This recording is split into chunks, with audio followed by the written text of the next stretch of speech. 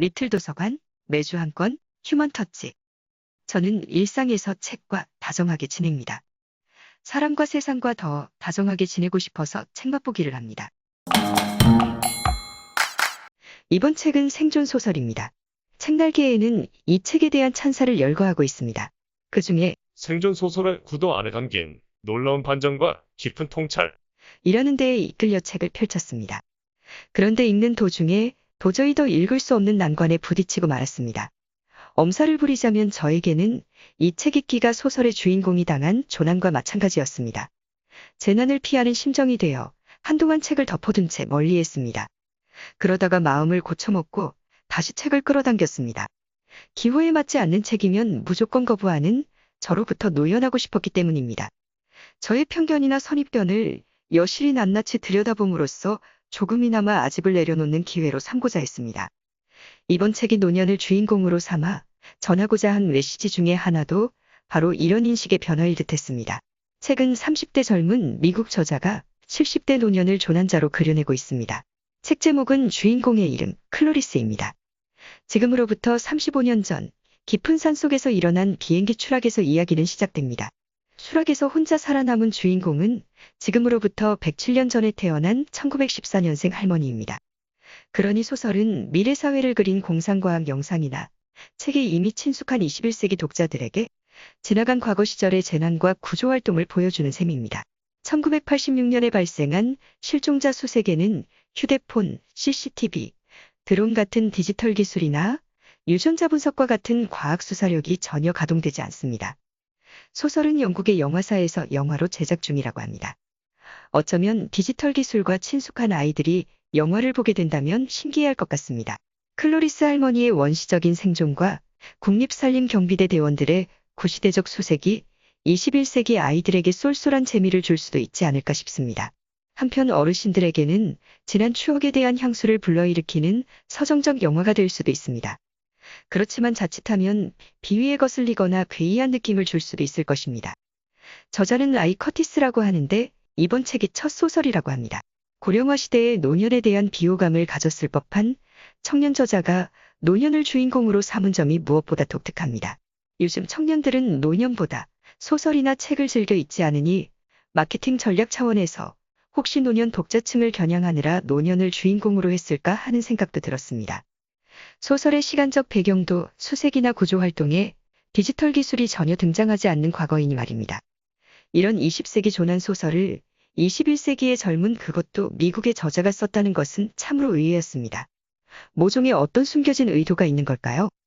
소설에는 레즈비언인지 소아성애자인지 애매한 미국 국립산림경비대 여자 대원 30대 루이스가 등장합니다. 그녀는 통나무집에 11년간 기거하며 알코올 중독이긴 하지만 구조활동에 제일 적극적입니다. 모든 대원들이 클로리스 구조를 중단해도 루이스는 포기하지 않고 매달릴 정도로 인성 좋고 맡은 바 임무에 어느 누구보다도 충실합니다. 또 다른 주요 인물 마스크 남자도 있습니다. 그는 클로리스 할머니가 위기에 봉착할 때마다 나타납니다. 순전한 마음으로 도와주는 수호천사입니다. 항상 마스크를 쓴 채 나타나는 그는 10살 난 소녀 실종의 의혹을 받고 있는 당사자입니다. FBI를 피해 거대한 대자연을 은신처로 삼아 원시적 삶을 살고 있습니다. 그는 소아성애 가해자로 지목되어 산속에 피신해 있는 것인지 자신의 소아성애 성향을 스스로 절제하기 위해 산으로 들어온 것인지 잘 모르겠습니다. 만약 후자가 맞다면 마스크 남자는 자신의 유전적 본성을 환경으로 방어하려는 것일 수 있습니다. 그는 클로리스의 부주의로 일어난 화재에서 클로리스를 구해낸 후 자신은 죽고 맙니다. 로이스와 마스크 남자 외에도 상처를 부여하는 사람들이 치유를 위해 궁유림으로 찾아듭니다. TV 프로 나는 자연인이다. 애 나올 법한 자연인도 산중에 집을 짓고 살고 있습니다. 깊은 산중은 상처 입은 사람의 치유 장소이면서 세상에 동화되기 어려운 사람들의 도피처가 되어줍니다. 산중에서 살아가는 그들에게는 어쩌면 일상 자체가 재난일 수도 있겠다는 생각이 들었습니다. 궁유림의 거대하고도 깊은 산중은 따뜻한 자연이라는 이미지보다는 죽음의 흔적도 소리 소문 없이 지울 수 있는 어두운 이미지가 더 강했습니다. 문명인이 살아가기에는 그다지 호락호락하지 않을 것 같은 그 거대하고 깊은 산중에서 클로리스 할머니가 구조를 기다리며 생존을 이어가야 합니다. 소설은 90대가 된 클로리스가 70대에 겪은 사건 이후 사람을 함부로 판단하지 않게 되었다는 견해를 드러내며 시작합니다. 클로리스가 기존의 자신과 달라졌다는 소설의 첫 문장은 다음과 같습니다. 나는 더 이상 남자든 여자든 함부로 판단을 내리지 않는다. 사람은 사람일 뿐. 젊은 시절의 클로리스는 선입견을 갖고 있었습니다. 헤어스타일을 마치 폭탄 맞은 듯 독특하게 한 여자에 대해 가졌던 생각을 다음과 같이 드러냈던 적이 있습니다. 어떻게 그런 머리를 하고 집 밖으로 나오는지 나로서는 도무지 이해할 수가 없었다. 그 당시는 여성성을 경멸하는 게 아닐까 생각했었지만 이젠 잘 모르겠다. 갈색 주름 치마와 하얀 블라우스를 입은 나 같은 여자들은 과거의 유물일 것이다.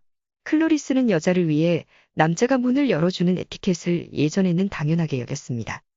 그렇지만 이제 그 생각이 바뀌었음을 밝히는 문장을 옮겨봅니다. 어떤 여자가 남자를 위해 식당 문을 열어주는 것을 보았다. 그 당시에는 이 젊은 여자가 예의범절도 교양도 없나 보다고 생각했다. 하지만 지금은 시대의 표지였다고 생각한다. 아마 미래에 좋고 새로운 어떤 것이었으리라.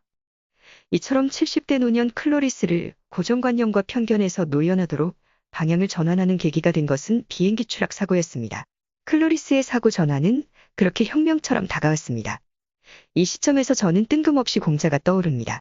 공자는 70대다운 마음가짐에 도달하기 위해서 차근차근 걸어가야 할 인생길에 대해 알려주었습니다. 10대는 자아정체성 형성을 위해 사춘기 속에서도 공부를 하고 30대의 경제적 정신적 자립에 이르고 40대에 자신이 세운 가치관에 맞춰 실컷 자기주도적으로 살아보다가 50대는 자기 신념의 한계를 깨달은 후 운명과 소명을 자각하고 60대는 사람과 세상을 바꾸려 들기보다는 있는 그 자체로 순순하게 받아들일 수 있는 여지를 가져야 비로소 70대에 걸림이 없는 자유의 경지에 이를 수 있다고 말입니다. 공자의 견해에 의하면 우리는 40대까지는 자기 고집대로 살아보다가 50대부터는 서서히 편견, 고정관념, 선입견 같은 것들을 내려놓아야 하는 시기입니다. 그래야 60대는 다른 사람의 소리에 더욱더 귀 기울일 수 있게 되고 그렇게 되어야 마침내 70대는 내 하고 싶은 대로 해도 저절로 다른 사람이나 공동체와 부딪히지 않으면서 조화롭게 어우러질 수 있다고 공자는 일러줍니다. 공자가 안내해준 그 길을 갈 수 있는 역량을 기르기 위해 매주 한 권 휴먼터치라는 이름으로 책 맛보기를 합니다만 소망하는 바를 이룰 수 있을지는 미지수입니다. 다시 책으로 돌아가 70대의 클로리스를 만나봅니다. 클로리스는 사고 이후 산중에서 도대체 무엇을 경험했기에 심경의 변화를 일으켰던 것일까요? 소설의 도입부는 클로리스가 자신의 변화된 모습을 다음과 같이 알려주며 시작됩니다. 그때 클로리스는 지금의 나와는 다른 사람이었다. 1986년 8월 31일 72세가 된 내가 하늘을 날던 그 조그만 비행기에서 떨어지지 않았더라면 달라지지 않았을 수도 있다. 한 여자가 인생의 막바지에 다다라서야 자신에 대해 전혀 몰랐다는 것을 깨닫다니 진정 놀라운 일이다. 클로리스는 54년간 함께 살아왔던 남편과 함께 농장주택의 현관문을 잠그고 트럭을 타고 공항으로 갔습니다. 초등학교 교사이자 사서로 44년을 근무하고 2년 전 70세에 은퇴를 했습니다. 남편은 결혼한 그해에 목장을 사서 53년 동안 일하다가 팔았으니 작년에 은퇴한 셈입니다. 그동안 검소하게 살아왔던 두 사람은 은퇴 기념으로 국유리만에 있는 통나무집을 빌려 사흘쯤 낚시를 즐기다가 돌아올 예정이었습니다. 그런데 비행기가 추락하는 바람에 통나무집에서의 즐거운 휴가는 사라지고 남편은 영영집으로 돌아올 수 없게 되었습니다. 역자가 요약한 소설의 줄거리를 인용해 봅니다. 이 소설의 원제인 킹덤 타이드란 기독교에서 특별한 전례가 없는 기간이다. 마치 별 볼일 없는 우리 일상처럼 말이다. 이 시기가 시작되는 첫 일요일 1986년 8월 31일에 작은 비행기 추락 사고가 발생한다. 그로부터 11월 16일까지 이어진 고난과 수색이 이 소설의 주요 여정이다. 노부부는 친구의 여행 자랑을 듣고 국유림에서 며칠을 보내기로 작정하고 작은 전세 비행기를 대절해 날아가다가 깊은 산속으로 추락하는 사고를 당한다. 조종사와 남편은 죽고 혼자 생존한 클로리스 할머니는 슬픔과 외로움 속에 야생의 자연 속에서 살아남으려 고군분투한다. 야생 동물들에 쫓기고 비탈에서 미끄러져 벼랑으로 떨어지고 위에 휩쓸리고 갑작스러운 날씨 변화와 저체온증에 떨고 수상한 물과 음식물 때문에 열병을 앓고 대화재 순환도 겪는다. 안타까운 모험담이 전개되는 동시에 난데없이 산중에서 나타나 그녀를 조금씩 돕는 수수께끼 남자의 이야기가 끼어든다. 클로리스 할머니는 그 사건 이후로도 20년을 더 살았고 92세가 되어 요양원에 기거하며 외고록을 쓰고 있다. 남편과 클로리스는 1986년도 달력 8월 31일에다가 동그라미를 쳤습니다. 그날은 여행을 떠나는 날로 정해졌기 때문입니다. 그런데 손꼽아 기다렸던 그날은 남편이 죽는 날이었으며 클로리스는 깊은 산속에 홀로 남겨지는 날이 되고 말았습니다. 그런 날이 될 줄도 모르고 설레는 마음으로 달력에 동그라미 표시를 했던 셈입니다. 비행기 추락 후 클로리스가 깨어나는 장면을 소설은 다음과 같이 묘사하고 있습니다. 모든 게 조용했다. 나는 눈을 떴다. 작은 창이 있던 내 옆에는 커다란 구멍이 뚫려 있었다. 나는 안전띠를 풀었다. 그토록 끔찍한 고요 속에서 나는 구멍을 통해 기어나와 다른 세상으로 태어났다.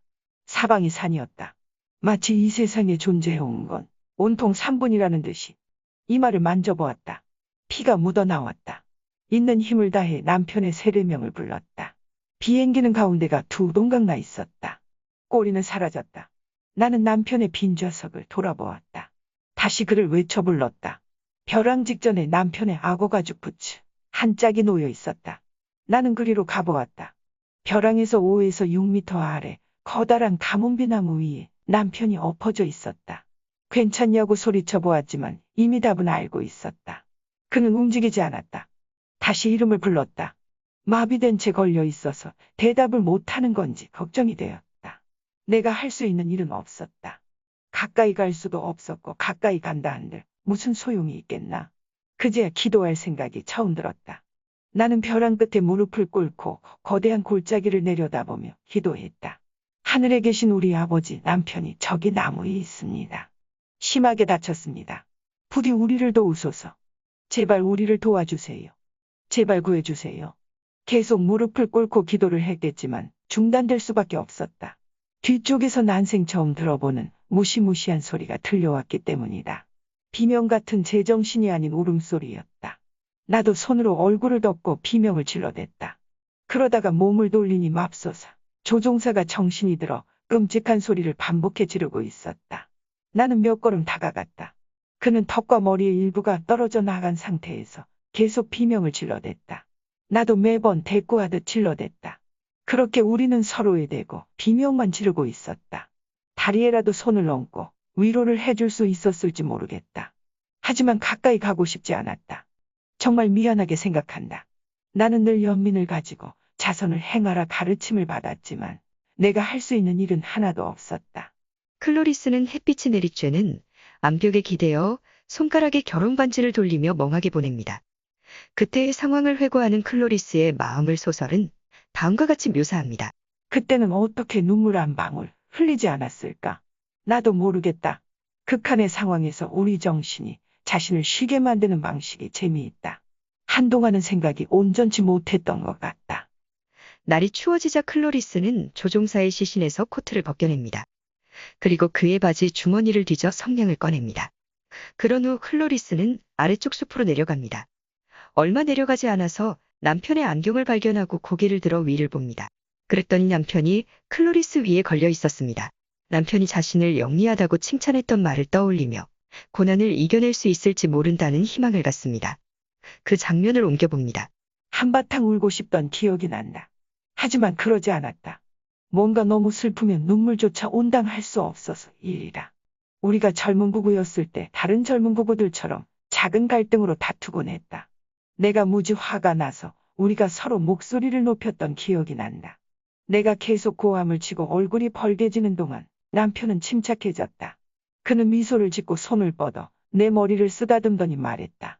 아무리 화를 내도 클로리스, 당신은 여전히 귀엽고 착한 사람이라는 거 알고 있어. 그때 그의 시신 아래에 서서 그가 나를 가장 사랑했던 때로 돌아갔으면 하고 바랐다. 나는 생각했다. 이 고난을 이겨내고 살아남을 수 있을지 모른다고. 나는 남편의 안경을 힘들게 주워서 주머니에 넣고 연기가 나는 방향으로 나무들을 헤치고 나갔다. 클로리스는 연기 나는 방향을 향해 내려오면서 추락한 사고 현장을 떠나게 됩니다. 사고 현장에서 취득한 성냥은 장차 불을 피우는 데 이용되고 남편의 안경은 성냥이 다 떨어졌을 때 불을 피우도록 해주었습니다. 남편의 부츠는 물을 담는 그릇으로 이용했습니다. 그 부츠는 수년 전에 그녀가 선물한 악어가죽 방수부츠였습니다. 사고 이후 그 부츠에 고인 빗물로 목을 축이게 됩니다. 언젠가 남편과 함께 역사박물관에 가서 보았던 원시인의 모습과 다윈이 지은 책 종의 기원을 떠올리는 것은 생존에 도움이 되었습니다. 클로리스는 지독한 배고픔에 직면하게 됩니다.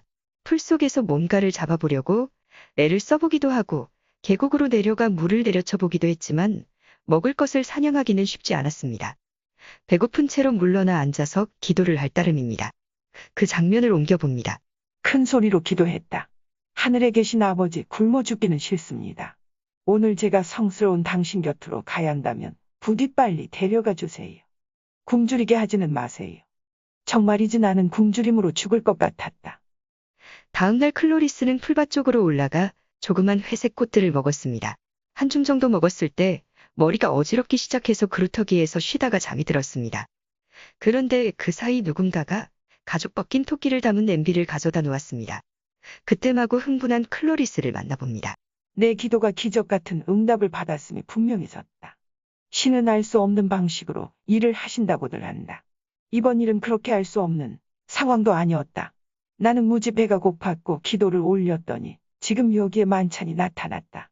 나의 기도에 대해 이보다 이해 가능한 응답이 있을 수 있을까? 군중을 먹인 기적이 그랬듯이 말이다. 나는 심호흡을 하고 냄비를 불 위에 올려 토끼를 끓이기 시작했다. 그리고 큰 소리로 기도했다. 감사합니다. 감사합니다.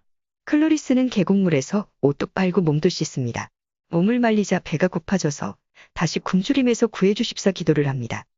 기도하는 도중에 헬리콥터 소리를 듣습니다. 있는 힘을 다해 비명에 가까운 소리를 질렀습니다. 마구 팔을 흔들며 올라가다가 바위에 걸려 넘어지고 말았습니다. 일어서자 이미 헬리콥터는 보이지 않았습니다. 헬리콥터가 자신을 발견하지 못하고 사라진 그날 밤 클로리스는 남편을 떠올립니다. 비행기가 무사히 통나무집에 도착해서 근사하고 저녁 식사를 하는 모습을 상상합니다. 그리고 잃어버린 자신을 인식하게 됩니다. 그 부분을 옮겨봅니다. 저녁 식탁에 앉아 촉촉한 스테이크를 써는 남편의 모습이 머릿속에 떠올랐다. 평생을 함께한 동반자를 잃는다는 것은 자신의 이름을 잃는 것과 비슷하다고 말하고 싶다. 나 자신도 그리고 세상 누구도 더 이상 나를 뭐라고 불러야 할지 알 수 없게 되는 것처럼 말이다. 클로리스는 낭떠러지로 떨어지게 됩니다. 허우적거리다가 바위를 움켜잡습니다. 손톱 하나가 통째로 빠졌지만 간신히 바위를 붙들고 대롱대롱 매달렸습니다. 손가락에 쥐가 나고 피가 뿜어져 나왔습니다.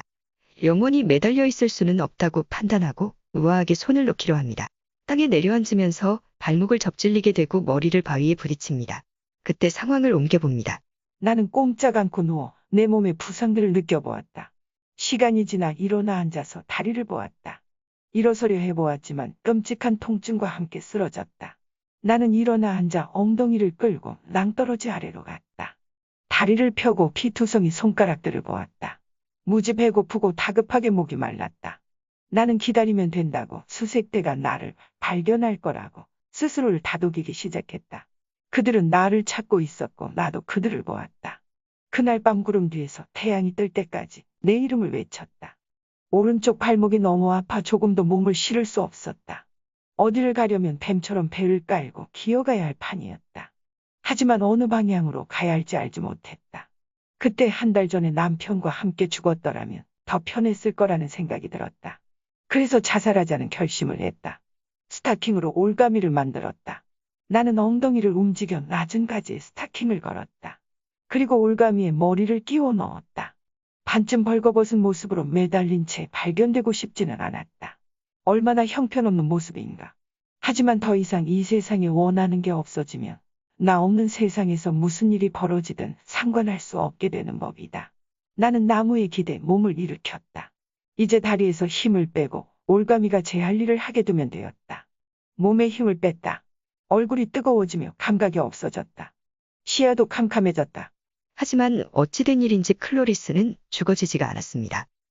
다시 살아난 클로리스는 기어서 갈 수 있는 데까지 가보기로 합니다. 1시간쯤 기어가다가 동굴을 발견합니다. 동굴 입구에 판판한 바위에 드러눕습니다. 그렇게 낮을 보내고 밤이 되자 배가 고프고 추웠습니다. 곰이나 퓨마에게 잡아먹힐까봐 두렵기도 했습니다. 자살까지 감행했던 클로리스가 배고픔을 해결하기 위해 나서는 모습에는 이제 예전의 클로리스는 없습니다. 그 장면을 옮겨봅니다. 몹시 배가 고팠다. 그때 끔찍하게 이상한 끽끽 소리가 동굴 안에서 들려왔다. 박쥐였다.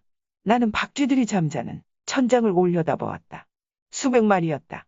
저 중에 단 한 마리라도 머리를 쳐서 불에 구워 저녁으로 먹을 수 있다면 하는 생각으로 가득 찼다. 난 정말 해냈다. 손으로 벽을 잡고 한 발로 일어선 다음 돌멩이를 주워 던졌다. 놈이 바로 떨어져 죽었고 나머지 무리가 사방으로 날아올라 동굴 밖을 빠져나갔다. 나는 죽은 놈을 소나무 가지에 꿰어 골고루 구웠다. 안타깝게도 그 불쌍한 녀석은 임신한 암컷이었다. 나는 엄마 박쥐뿐 아니라 태어나지 않은 자식들도 전부 먹어치웠다. 메추라기 비슷한 맛이었다. 클로리스는 나뭇가지로 목발을 만들어 돌아다녔습니다. 돌멩이를 뜨겁게 달궈서 웅덩이 속에 떨어뜨려 물도 끓여 먹었습니다. 웅덩이에서 저절로 삶아진 올챙이도 덩달아 먹게 되었습니다. 뿐만 아니라 태어난 지 며칠 되지 않은 엄마 잃은 새끼 사냥이 울어대자 동굴로 데리고 들어와 옆에 눕힙니다. 에라스무스라는 이름을 붙여주고 자신의 기막힌 사연을 들려주기도 합니다.